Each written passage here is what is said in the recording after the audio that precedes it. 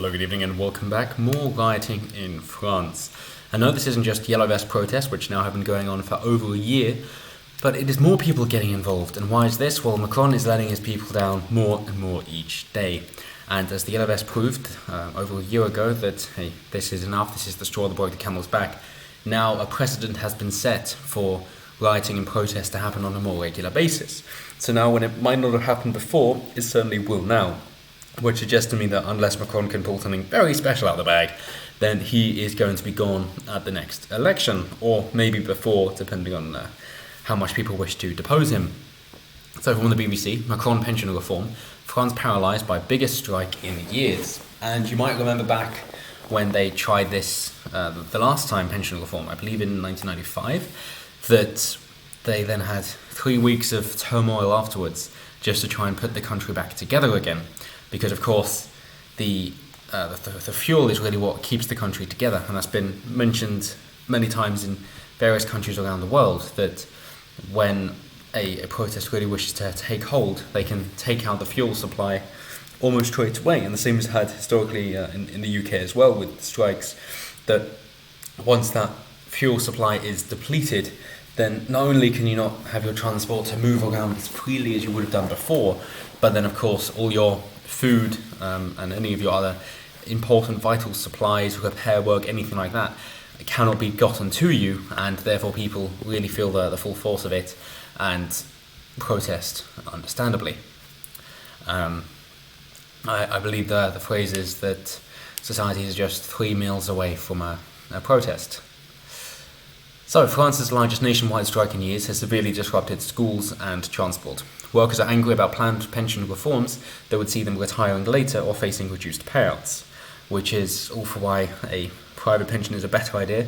Even if you put your money in where the state pension goes, at least then the government isn't taking a cut, so you then still get a better deal. And also, the pension is a fancy word basically for investment, because that's what it is. Pensions are social welfare as well. They're basically saying regular social welfare is the thought of, oh, you haven't enough money to live, therefore we'll give you some money. Pension is exactly the same, but it's just, oh, you haven't got enough money to live, but you're old, therefore we won't expect you to, therefore have some money. It's the same thing, except seeing as you have had about 40 years to accrue some wealth, and chances are you would have moved up your income earnings, quite possibly from the bottom quintile, the bottom 20% to the top 20% and then back down again. Hopefully you put enough away for a rainy day in order to then support yourself. If not, you've had children who can support you in your older age. As long as we have that level of community cohesion, families helping each other out, then there wouldn't be a problem. When we try to destroy the family unit, both for the younger ones and for the older ones, you get this sort of thing falling apart. Similarly, seen in China, slightly different, but to a greater extent, I would say, is that they mandated that the sons of parents would have to take care of their parents in their old age.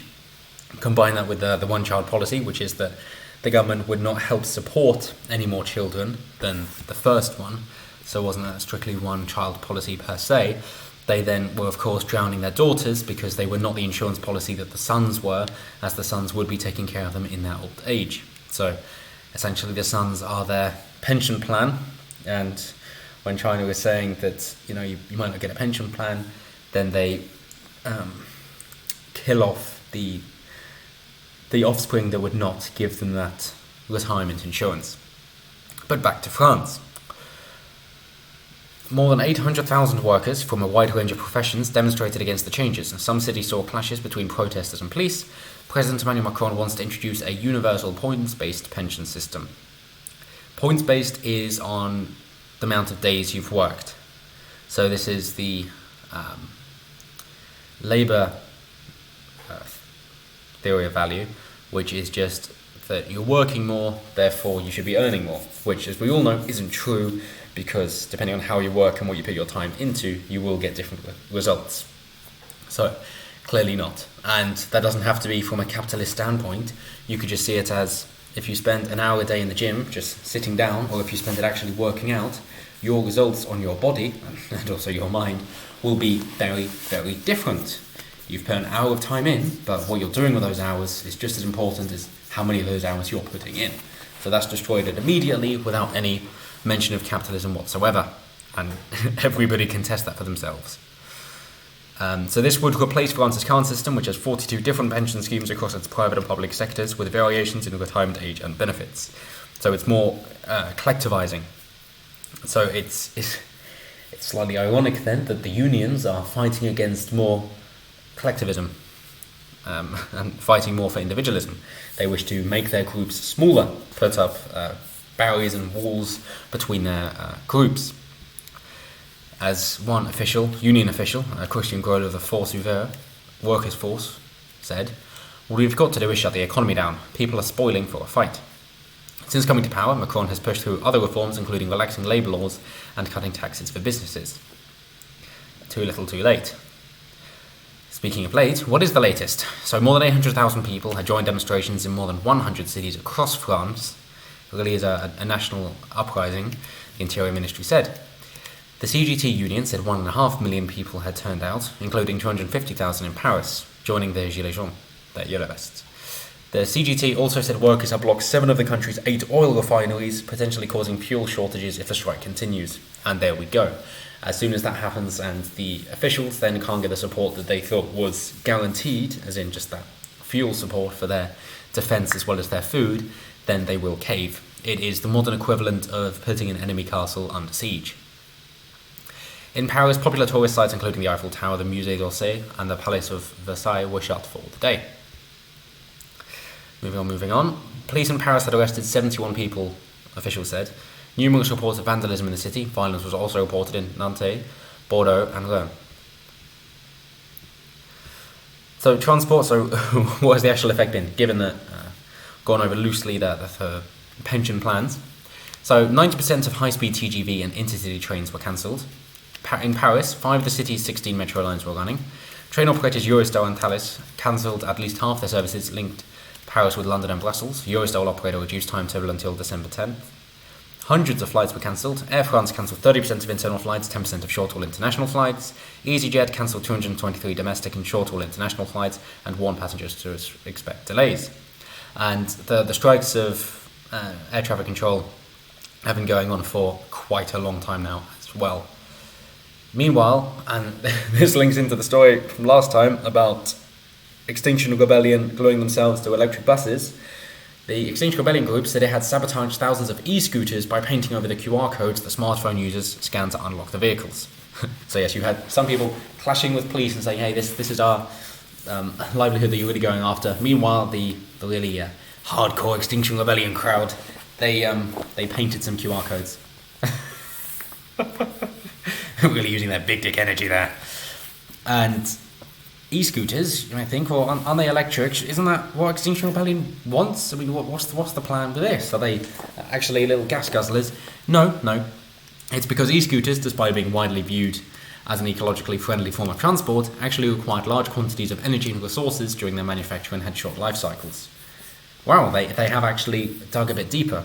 So unless they're then going to also say, because of the batteries in cars like Priuses not being able to be recycled, it's actually better for the environment to get an old gas guzzler car, a more traditional vehicle, than it is to get one of these new hybrid or especially electric vehicles. It's therefore better for the environment because of the maintenance, production costs and recycling capabilities as well.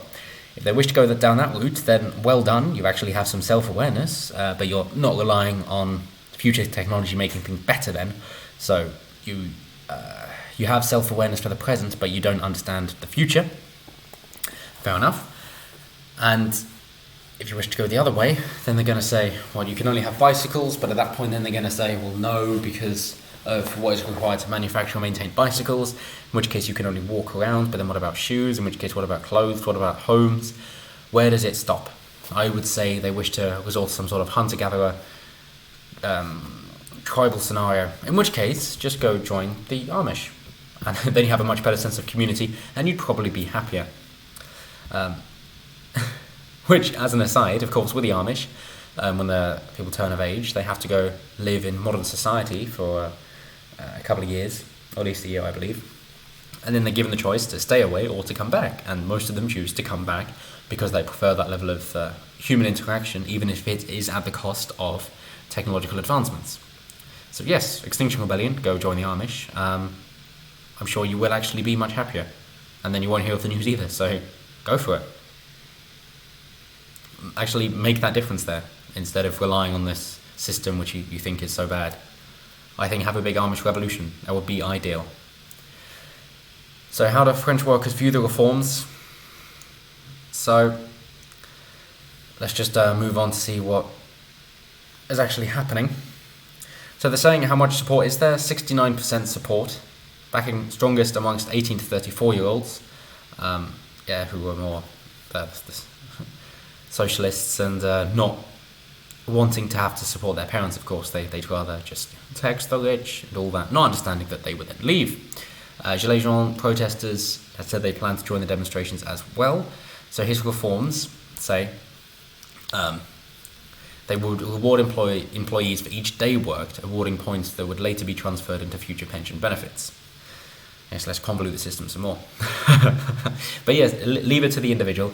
Allow the individual to make their own investments, and that'll be great. If they make good investments, good for them. And if they make bad investments, that's a shame. Let's hope you've got some friends and family who are going to take care of you. Why not?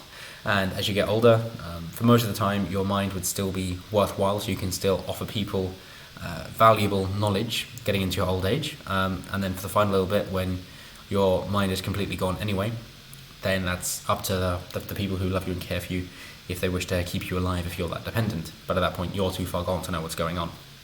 So this whole thing of retirement, it's not really all that relevant, because you kind of choose to stop working because you have enough money then and people will take care of you, and you can still use your labour of your knowledge in order to help them out.